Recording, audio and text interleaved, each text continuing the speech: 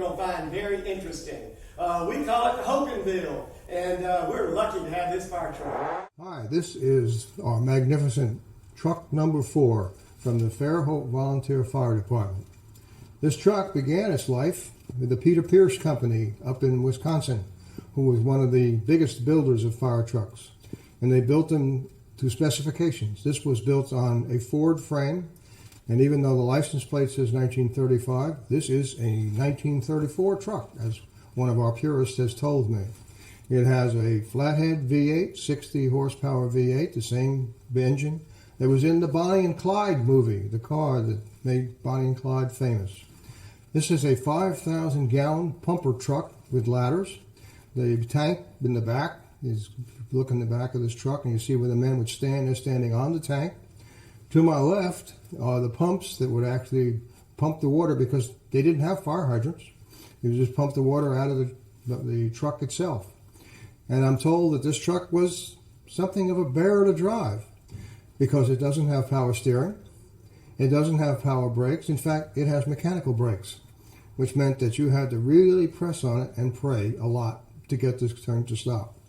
I'm also told this truck was used by the city, bought in 1955, to fight grass and fires in small buildings south of the city.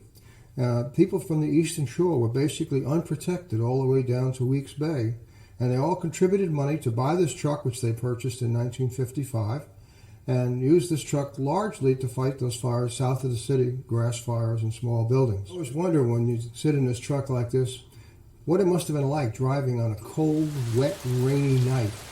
This is no roof on this truck. We were hanging on in the back.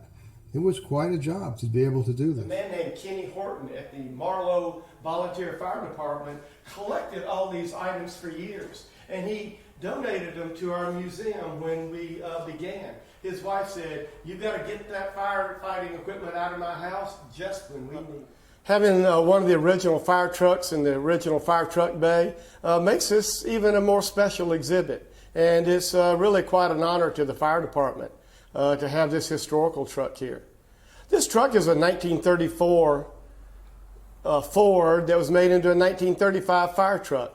And if you can see on the hood, it has the Eastern Shore Volunteer Fire Department.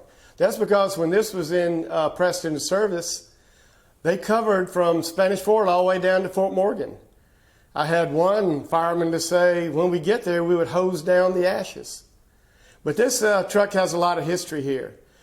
In fact, one time when the La Corona Club burned here, they had parked the truck a little bit too close to it, and the whole side of the truck burned off. The tires burned off the truck, and the whole truck burned down, but they repaired it and fixed it, and this truck was never abandoned. This truck has always been in good shape, and now I call it their spit polish baby, because the fire department will take it down to the firehouse, take it to pieces, and just spread it across the floor.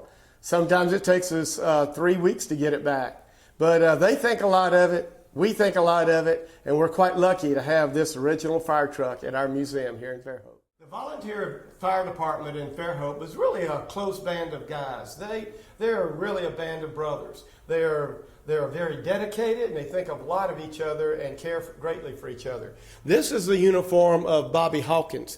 Bobby Hawkins was in the fire department for a long time, and we actually have a picture of Bobby on this fire truck.